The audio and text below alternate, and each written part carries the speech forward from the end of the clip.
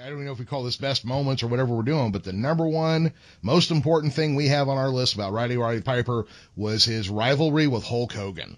Yeah. Which lasted, almost 20 years or 15 to 20 years, somewhere in that range? Yeah, we figured out about 15 to 20 years, we said, yep. Yeah. It came in, Piper came in and he was the heel to going after Hogan. There was the Cyndi Lauper stuff. The one thing I'm going to reference here real quick is wrestling has always been trying to get mainstream popular appeal. And in Cyndi Lauper and, Captain Lou Albano and the whole intermixing and music videos and MTV climbing to prominence back in the day. It's you, Rod. Out.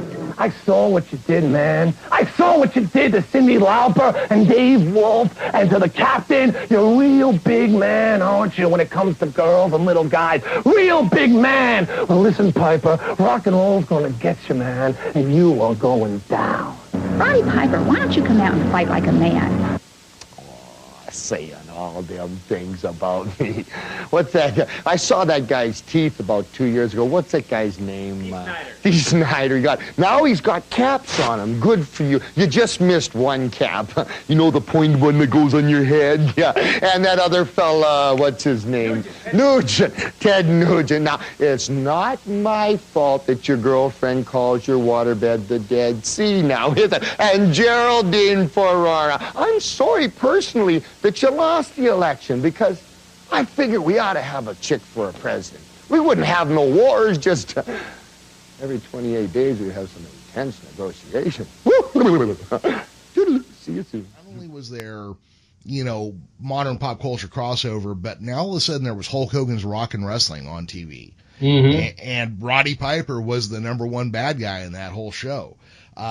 Even when Roddy Piper wasn't really doing much, his toy was still coming out as the bad guy toy. You've said it before, and I'll ask you to explain it a little bit. You have said no Piper, no Hogan. You want to expand on that a little? Right. That's what I was thinking. Is I've heard it said. Of course, Iron Sheik gets beat by Hogan, so you have to have an Iron Sheik in there somewhere. Mm-hmm. But when Hogan, he has to have, in order to be that, all-American, here he is, the, superstar that he become, he has to have a fucking villain. And if there's no Roddy Piper, there's no Hulk Hogan. Because Piper was the most hated overheel there was.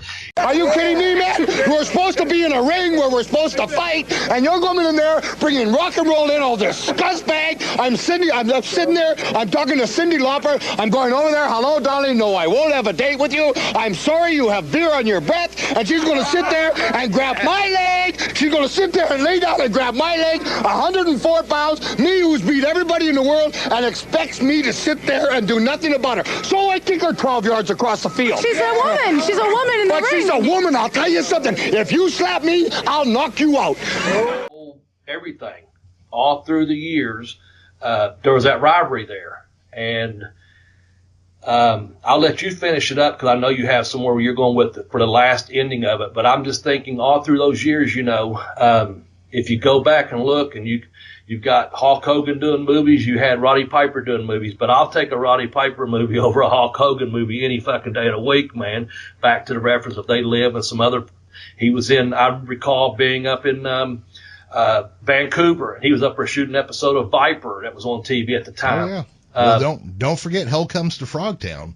There you go. See, so, I don't want to see fucking Hulk Hogan in a toupee and then another one where he's fighting a Tiny Lister or whatever, But I will see a fucking Roddy Piper any day of the week over that.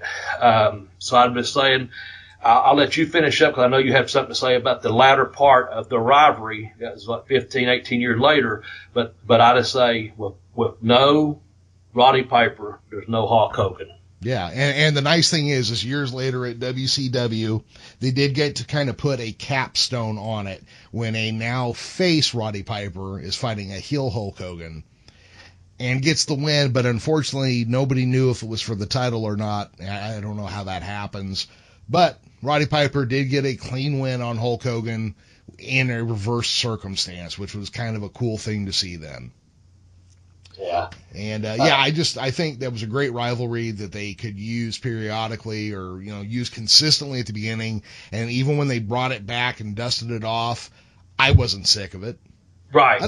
And I want to say this in retrospect too, from what I just now said. None of that was a dig towards Hulk Hogan, because we know what a huge star he was.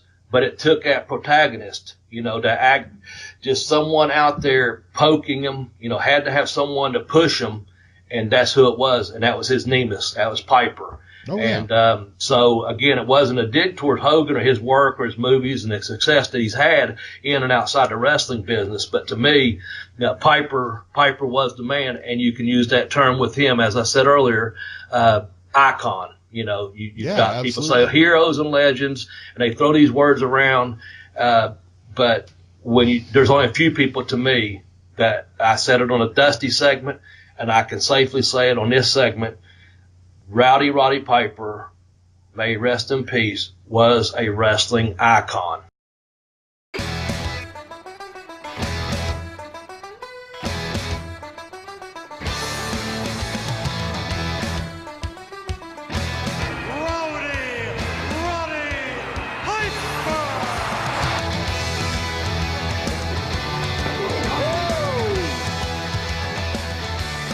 I have come here to chew bubblegum and kick ass. I'm all out of bubblegum.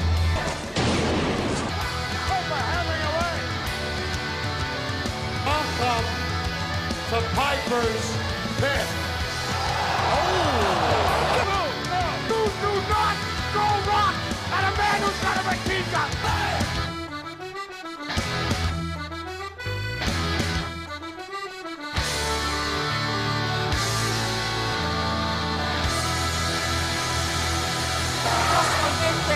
They got the answers.